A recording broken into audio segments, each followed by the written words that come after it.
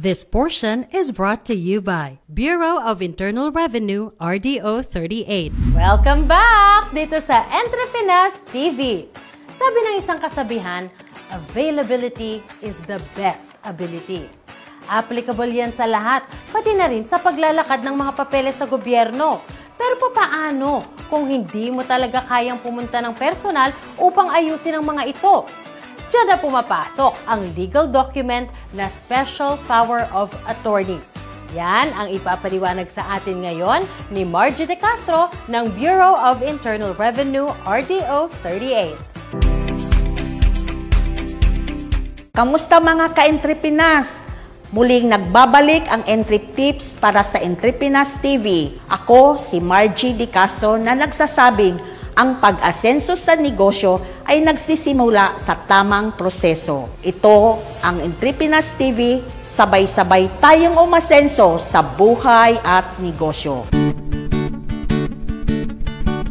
Pag-uusapan naman natin ang SPA or Special Power of Attorney. Saan ba ito madalas gamitin at sino ang mga kalimitan gumagamit nito? Okay, so with the enactment of Republic Act 10173 or the Data Privacy Act of 2012, lahat ng government transactions kung hindi personal or hindi available ang mag-transact sa any government agency, dapat ay mag-authorize ng isang representative in his or her behalf with the SPA. Paano ka makasecure ng SPA? Dapat po, doon po kayo sa isang legitimate lawyer. Siya po ang gagawa ng Special Power of Attorney at inotarize po yan. Pag meron ka ng SPA, you can bring the original copy of that SPA. Kung, like for example, sa BIR ka mag-transact, usually, very strict ang BIR no, sa pagpatupad nito. Hindi po kayo makapag-transact sa BIR if hindi ang rehistradong person ang mag-transact sa BIR. Kailangang may SPA kang dala-dala. Sa SPA naman, kung ano ang transactions na nilagay doon, ini-enumerate na pwedeng gawin ng authorized representative in behalf of that person, yun lang po ang pwede niyang i-transact. So, dapat nakalagay doon na he or she is authorized to process the only transaction whatsoever. Specified po doon sa SPA ang pwedeng gawin ng isang authorized representative in behalf of the person. May validity po ba ang SPA?